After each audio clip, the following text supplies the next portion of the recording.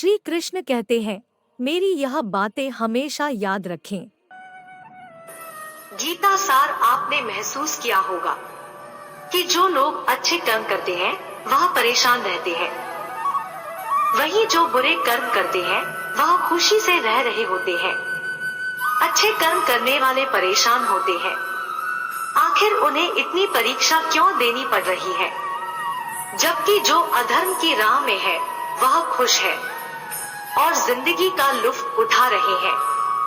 अगर आपके मन में भी यह सवाल आया है तो आज हम आपको इसका जवाब देंगे, लेकिन उससे पहले वीडियो को लाइक करके चैनल को सब्सक्राइब जरूर कर लीजिए।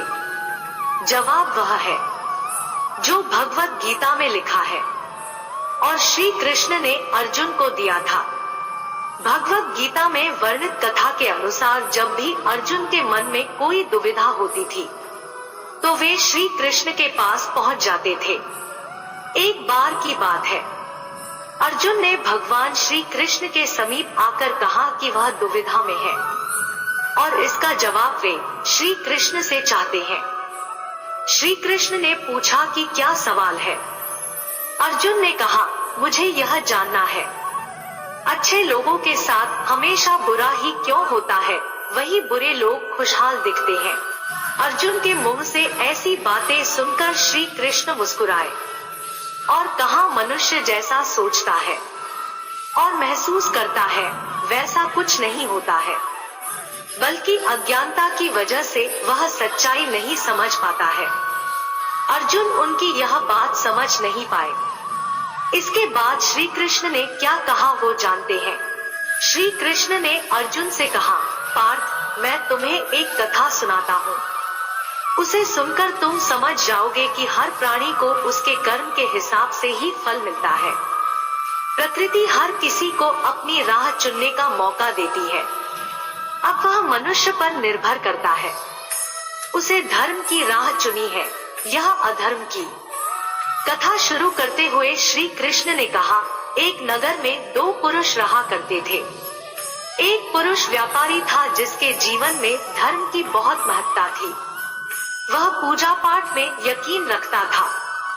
वह हर रोज मंदिर जाता था और दान धर्म भी करता था और हर रोज भगवान की पूजा करता था। वही दूसरा पुरुष बिल्कुल विपरीत था। वह हर रोज मंदिर तो जाता था लेकिन पूजा करने नहीं, बल्कि मंदिर के बाहर से जूते चप्पल चुराने। उसे दान और धर्म से कोई लेना देना नहीं था। समय बीतता गया और एक दिन बहुत जोर की बारिश हो रही थी। इस वजह से मंदिर में पुजारी के अलावा कोई नहीं था। यह बात जब दूसरे पुरुष को पता चली तो उसने कहा कि यह सही मौका है मंदिर का धन चुराने का।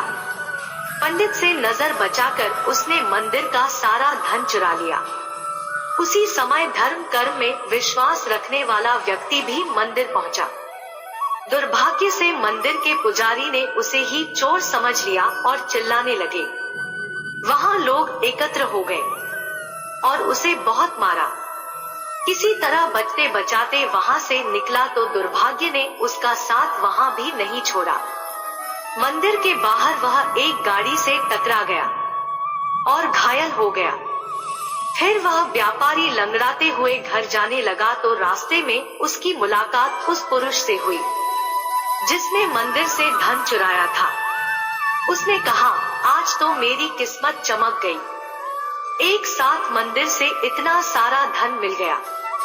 यह सब देखकर पहले वाले पुरुष को बहुत बुरा लगा और उसने अपने घर से भगवान की सारी तस्वीरें निकाल कर फेंक दी। कुछ सालों बाद दोनों पुरुषों की मृत्यु हो गई। मरने के बाद जब दोनों यमराज की सभा में पहुंचे और भले पुरुष ने दूसरे व्यक्ति को देखा तो उसे बहुत गुस्सा आया। उसने क्रोधित होकर यमराज से पूछ ही लिया, मैं तो हमेशा अच्छे कर्म करता था, दान में विश्वास रखता था, इसके बदले जीवन भर मुझे अपमान और दर्द ही मिला और इस व्यक्ति को नोटों से भरी पोटली, आखिर ऐसा भेदभाव क्यों? इस पर यमराज ने कहा, पुत्र तुम गलत समझ रहे हो, जिस दिन तुम्हारी गाड़ी से टक्कर हुई थी वह दिन तुम्हारे जीवन का आखिरी दिन था, परंतु तुम्हारे अच्छे कर्मों की वजह से तुम्हारी मौत सिर्फ एक छोटी सी चोट में बदल गई। तुम इस दुष्ट व्यक्ति के बारे में जानना चाहते हो। दरअसल इसके भाग्य में राजयोग था, मगर इसके कुकर्म और अधर्म की वजह से वह सिर्फ एक छोटी सी धन की पोटली में बदल गया। कथा सुनाने के बाद श्री कृष्ण अर्जुन से कहते हैं, क्या अब तुम्हें तुम्हारे सवाल का जवाब मिल गया? ऐसा सोचना कि भगवान तुम्हारे कर्मों को नजरअंदाज कर रहे हैं, यह बिल्कुल भी सत्य नहीं है। भगवान हमें कब क्या किस रूप में दे रहे हैं, मनुष्य को समझ में नहीं आता है। अगर आप अच्छे कर्म करते रहें तो भगवान की कृपा हमेशा बनी रहती है। इसलिए अपने अच्छे कर्मों को बदलना नहीं चाहिए, क्योंकि उसका फल हमें इसी जीवन में मिलता है।